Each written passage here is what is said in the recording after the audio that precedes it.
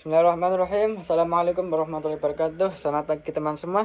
Bersama saya Ahmad Rifai dengan NIM 2102011110138. Baik, di sini saya akan sedikit mereview tentang penelitian oleh Lili Sahara tentang judul memilih jodoh dalam pernikahan lewat sosmed ditinjau dari masalah.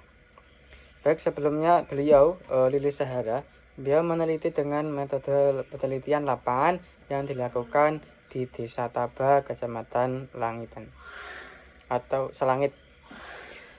Baik, langsung saja sebagaimana kita ketahui bahwa pernikahan merupakan sunatullah yang merupakan ibadah bagi yang melakukannya.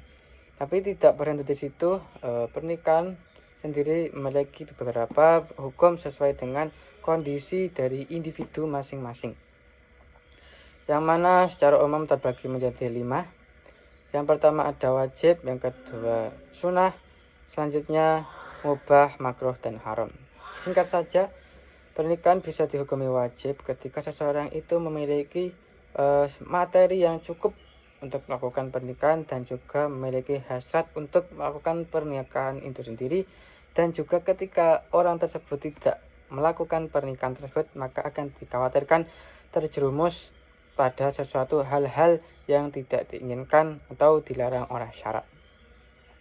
Dan ketika sunnah itu ketika seseorang tersebut memiliki hasrat keinginan melakukan pernikahan tetapi tidak dikhawatirkan akan terjerumus pada sesuatu hal-hal yang dilarang oleh syarak dan memiliki kemampuan materi yang matang. Dan yang ketiga ada hukum mubah atau boleh, di mana di sini ketika pernikahan dilakukan oleh seseorang individu yang mana mampu secara materi tetapi dia sebenarnya tidak mempunyai keinginan atau hasrat melakukan pernikahan itu sendiri, dan di sisi lain juga tidak dikhawatirkan akan terjerumus pada sesuatu yang dilarang oleh syarak. Baik, yang selanjutnya makruh. Pernikahan dihukumi makruh ketika dilakukan oleh seseorang yang mana secara materi tidak mampu tetapi memiliki keinginan, dan juga ketika tidak melakukan pernikahan tersebut maka akan dikhawatirkan terjerumus pada sesuatu yang tidak diinginkan atau dilarang oleh syarak. Dan yang terakhir, pernikahan tersebut dihukumi haram atau dilarang ketika seseorang itu melakukan perkawinan dengan tujuan hal-hal yang tidak diizinkan atau dilarang oleh syarak. Baik, dari hukum-hukum tersebut kita ketahui bahwa tujuan perkawinan dalam sebagaimana tercantum pada kompilasi hukum Islam KHI pasal 3 bahwa tujuan perkawinan adalah untuk membentuk keluarga yang sakinah, mawaddah, warahmah. Untuk itu maka sangat pentinglah kita memilih calon pasangan kita untuk menentukan keluarga kita untuk mencapai tujuan tersebut, yakni sakinah, mawaddah, warahmah. Terus bagaimana ketika kita melakukan pernikahan lewat sosial media secara online? Maka itu sangat penting sebagaimana diteliti oleh peneliti Lilis Sahara yang dilakukan di Desa Taba. Ini beliau memberikan penjelasan yang intinya adalah pernikahan lewat sosmed secara online ini sangat tidak kondusif.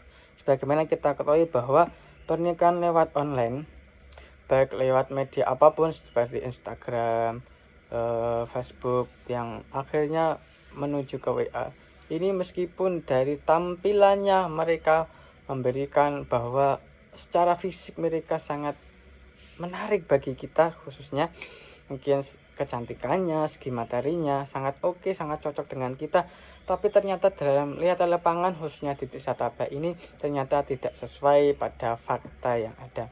Nah, akhirnya secara tidak langsung ternyata adanya kebohongan dalam proses pernikahan pada yang dilakukan pernikahan di sosial media.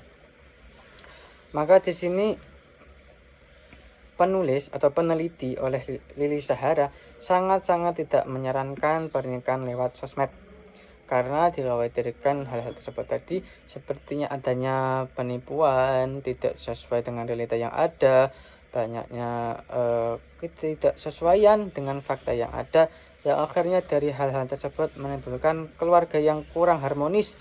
Banyaknya terjadi percekcokan, pertengkaran, KDRT yang dilakukan, bahkan yang diteliti oleh peneliti Lilik Sahara ini di Desa Tabah ternyata pernikahan tersebut tidak berlangsung lama. Yang beliau teliti adalah pernikahan berjalan 6 bulan, bahkan kurang.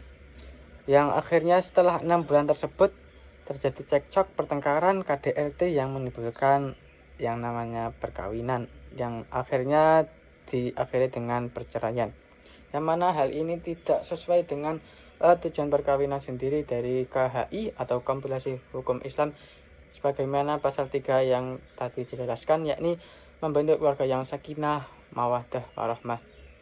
Maka dari itu penulis sangat-sangat tidak menyarankan melakukan pernikahan secara sosmed atau online, karena banyaknya dampak-dampak yang terjadi, banyaknya dampak negatif daripada positif yang dilakukan secara online atau lewat sosmed, sosial media. Maka berhati-hatilah pada kalian semua, kawan-kawan semua yang melakukan pernikahan online atau saat ini lakukan pendekatan pernikahan secara online dalam bentuk apapun. Karena sebagaimana diteliti oleh peneliti, ternyata eksistensi dari pernikahan lewat sosmed adalah sangat-sangat kurang menguntungkan atau banyak negatifnya. Maka dari itu sarankan untuk tidak melakukan pernikahan lewat sosmed. Mungkin itu review dari saya. Sekian, terima kasih atas perhatiannya. Akhir kalam, assalamualaikum warahmatullahi wabarakatuh.